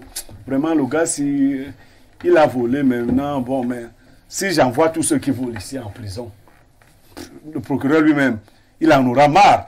Et d'ailleurs, le procureur ne va pas faire descendre aussi tout le monde. Bon, je retiens une partie moi-même que je fais sortir. le procureur va retenir une partie qu'il va faire sortir, ainsi de suite dans tous les autres domaines, avec tous les autres délits et crimes. Donc, ça c'est une société qui a produit et a internalisé la violence. Elle va vivre avec, on va déplacer. Les deux ministres, félicitations, c'est votre tour qui est arrivé. Vous allez chasser pour un temps la violence de votre secteur, vous y parviendrez, ce n'est pas difficile. Elle va se déporter vers d'autres secteurs qui vont aussi devoir juguler cette violence pendant un certain temps. Le temps qu'on dise aussi à ceux-là, vous aussi extirpez là de votre... C'est ainsi, malheureusement. Malheureusement, c'est ainsi, selon Pierre Blériot-Niemek, Samuel Mbonjok, il ne se passe plus un jour à Yaoundé, à Douala et dans les autres agglomérations sans entendre qu'une fille a été agressée, violée, qu'un homme a été agressé, violé au niveau des taxis, des motos au taxi. Je pense que c'était déjà un peu trop.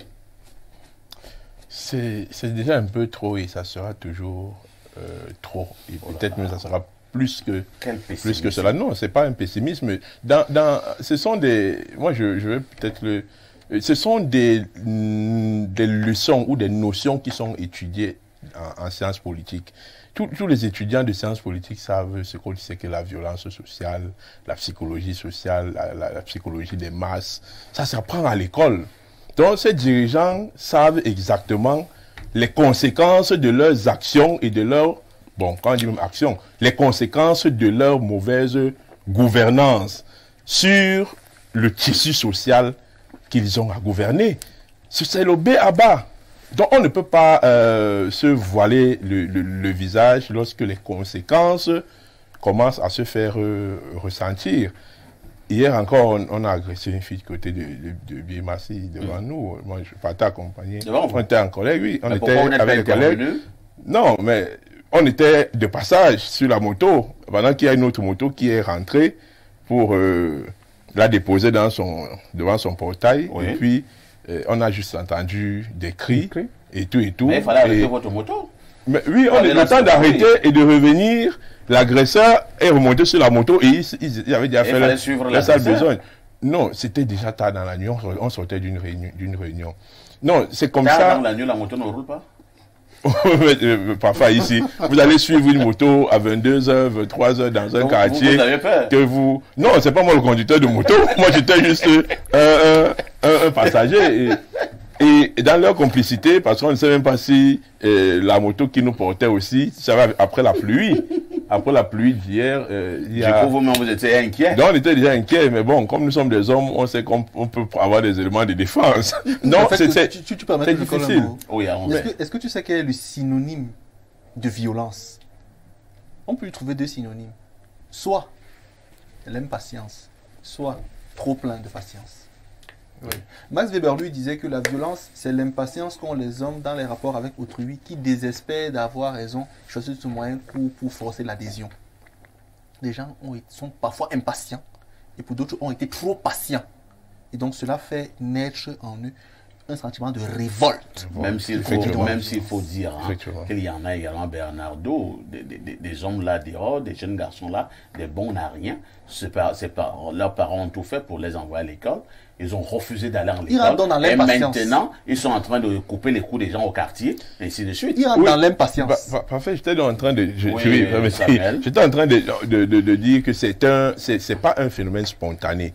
C'est une continuité, c'est une conséquence d'un échec global des politiques publiques. Et c'est systémique. Ça ne peut être résolu que par une planification globalisante des politiques publiques. Ce n'est pas l'action seulement de deux ministères qui vont s'asseoir et dire qu'on signe le décret nommant ou bien portant sécurité dans les taxis. Ce n'est pas un décret qui va mettre la sécurité dans les taxis. Non, donc c'est dire que il n'y aura rien qui sortira de cette rencontre d'hier.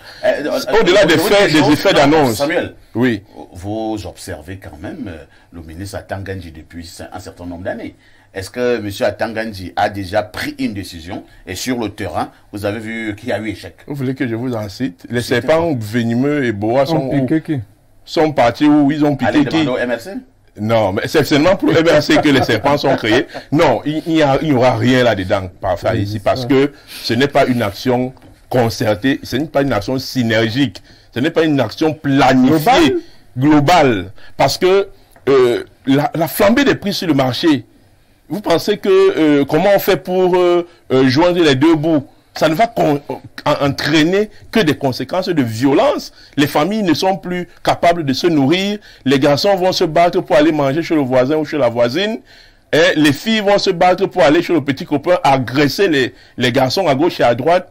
Et la prostitution est en montée. Mais oui, dès que vous saluez une fille, elle ne va que vous demander de l'argent. Parce que la famille n'arrive pas à la famille n'arrive pas à la nourrir. Et du coup, elle devient... Mais c'est une violence. Et le garçon qui est agressé par la fille qui a faim, hein, va faire comment pour trouver de l'argent? Il va aussi aller agresser. Donc, ce sont des conséquences qui sont l'objet de la défaillance de tout un système. On ne peut pas avoir une bouteille d'huile qui coûte 1800. On ne peut pas avoir le kilo de riz qui est à ce prix-là. Et on pense qu'il n'y aura pas de conséquences sociales. Nous ne sommes même qu'au début. Si rien n'est fait pour stopper la saignée. Donc, il ne faut pas s'asseoir pour faire des effets d'annonce. Et quand tous les médias prennent cela en grande une, je dis à un moment donné, il faut aller au-delà des effets d'annonce et interroger la pratique. Où sont partis les caméras de surveillance dans la ville de Yaoundé? On a assassiné un journaliste il y a plus de 4 mois aujourd'hui. Et aucune caméra de surveillance ne nous dit quelle est la trajectoire qui a été suivie par les agresseurs. Et on agresse des gens sur les motos, les vidéos de surveillance doivent être installées. Ce sont des préalables quand on veut parler de la sécurité. Et que même en amont, que ceux qui vont gérer ces vidéos de surveillance soient des fonctionnaires de police sérieux. Parce qu'il y en a qui prennent plutôt de l'arnaque, qui passent plutôt par l'arnaque. Sur 5000 policiers, vous en avez au moins 50% ou 70% qui ne vivent que de la raquette au lieu d'assurer la sécurité public des citoyens. Allez voir les contrôles de police en route. Je vois régulièrement, il y a 20 policiers qui sont placés là avec des gendarmes mélangés. Vous croyez qu'ils sont en train de faire de la sécurité routière et tout, mais ils ne sont que là pour prendre les 1000 francs et les 2000 francs devant les yeux de tout le monde. À la sortie de Douala. Mais pas d'avant, je vous parle des voyages que je fais récemment. Je sors encore de Douala dernièrement en venant de Yabassi. Le premier contrôle à la Dibamba. Mais monsieur, parfait. Quand ils sont placés là, ils sont plus d'une quinzaine de policiers et de gendarmes mélangés là. Toutes les voitures qui viennent là, la route de Déa, vous déposez 1000 francs, 2000. Les chauffeurs ont même les prix. On te dit que non, ça c'est le routier. Prends 2000, tu lui donnes. Il ne prend pas 1000 francs. Ça c'est le policier. Mais c'est connu d'avance, parfois ici. Pourquoi on veut se faire la langue de bois? Il faut lutter contre ça. On va lire les messages des téléspectateurs, monsieur. Bonjour, les taras du micro. Très belle émission et bonne analyse de monsieur Blé. C'est un message qui nous vient du 240. Hein. Le 240, c'est là où le Congo. Et continue en disant... insécurité dans les transports, parfait. Au 237, toutes les mesures sont prises pour assurer la sécurité des citoyens au niveau des gouvernants, sauf que rien n'est appliqué sur le terrain à cause du nguémé de ces derniers. Policiers et autres en plus, ces grands bandits sont en harmonie avec ces derniers, si bien que d'autres même deviennent des agresseurs et autres. Autre message ce jour, bonjour à vous, je suis très heureux de vous avoir, le sac de modérateur. Que Dieu vous donne longue vie. Molo Coiffure depuis Kwaptamo, c'est le département du Noun, hein, arrondissement de Kwaptamo. Bien des choses là-bas dans le Noun. Autre message, bonjour Perfecto, pardon. Sacré Blériot, j'aime l'écouter avec beaucoup d'attention. L'histoire de Sarah, comme il le dit, est la preuve. L'amour n'est pas synonyme de sexe. Donc, nous devons aimer nos femmes et non leur sexe. J'ai fait 6 années hors de la ville pour le boulot et j'ai laissé ma femme avec les enfants sans avoir peur de ce qu'elle me tromperait. En tout cas, moi aussi là-bas, je ne dormais pas seul. Plus sérieusement, ne résumons pas notre vie amoureuse, familiale à une histoire de sexe. Sur la question de la sécurité, les ministres font juste du saupoudrage. Ce sont eux qui utilisent ces gens pour les campagnes électorales. Le président de la République a reconnu le Ben Sikin comme métier. C'est à la décentralisation de résoudre ce problème, car chaque maire doit faire son job avec des identifications minutieuses et le reste doit suivre. Bonjour à tous les panélistes. C'est Gaétan à partir de Douala. Perfecto, vous allez m'excuser, mais vrai, j'ai une question qui m'intrigue. Pourquoi après l'accouchement, l'âge du bébé revient à 0?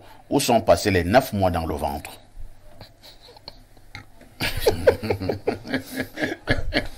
Il y a des chercheurs ici. Moi, je parle de l'insécurité au niveau des taxis. Vraiment. Que chacun a ses problèmes. Chacun a vraiment ses problèmes. Bonjour sur le plateau. Insécurité dans les transports. Vraiment, c'est un problème qu'il faut résoudre. Ici, à Obala, c'est grave. On agresse chaque nuit à partir de 18 h. Hier, on a agressé mon grand frère et on a arraché son téléphone et son sac. C'est Noé Emmanuel depuis Obala. Qui envoie le message? Bienvenue, Somba voulait réagir tout à l'heure. Oui, je voulais quand même dire que lorsqu'on parle du système, il ne faut pas que les téléspectateurs confondent avec le pouvoir en place. Ouais. Le système, il est économique et social. Ce pouvoir que nous subissons aujourd'hui n'était pas libéral avant 1988. Avant 1988, la structure marchait, non? Les services publics fonctionnaient à merveille. l'ONCPB, tout ça. Donc, quand le système devient libéral, je prends seulement 2 exemples. Vous prenez la Chine, l'un des pays les plus peuplés du monde. Vous prenez l'Inde qui vient de passer, aussi le pays le plus peuplé du monde. Les deux pays appartiennent aux BRICS. Mais en Inde, l'Inde qui a voulu être libérale, c'est le cafouillage total. C'est les assassinats. Là-bas, c'est pas seulement dans les taxis. C'est qu'une famille, une religion se lève, va écraser l'autre.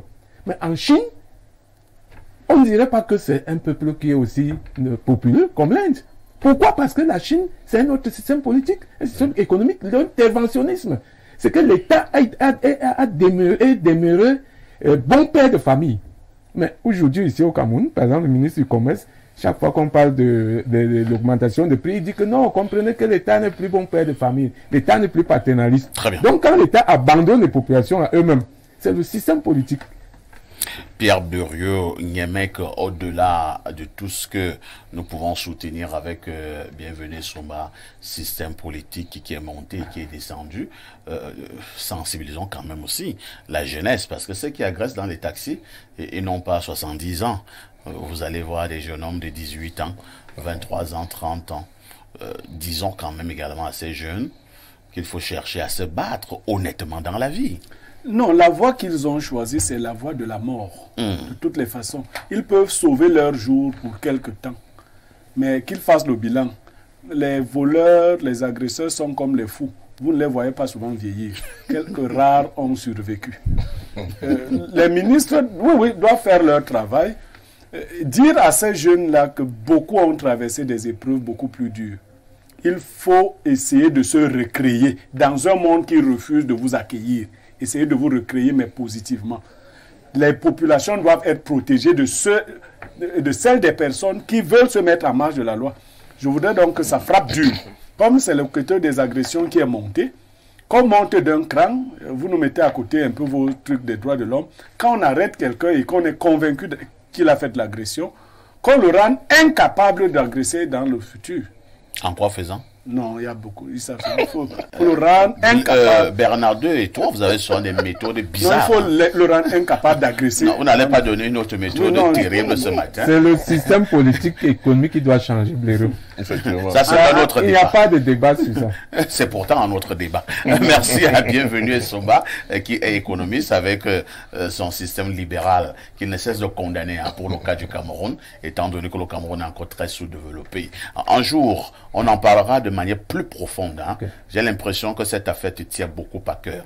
Tu vas encore mieux expliquer cela aux Camerounais. Ça peut être pertinent. Ah oui. Merci également à Pierre Bluriot, qui restera notre consultant sur Info TV. Bien des choses à Samuel Mbonjok, qui est journaliste et DP des Directs Info, et qui était également là ce matin. Bien des choses aussi à Bernardo Obasson, il reste notre invité permanent dans le cadre de ce programme. 12 heures, c'est dans quelques quelques minutes, vous allez retrouver le journal bilingue de la mi-journée. Ne ratez surtout pas, à partir de 19h, le journal en anglais, 20h, le journal en français. À 21h, vous aurez un débat sur le sport, Affiche Sport avec Patrick Mbala.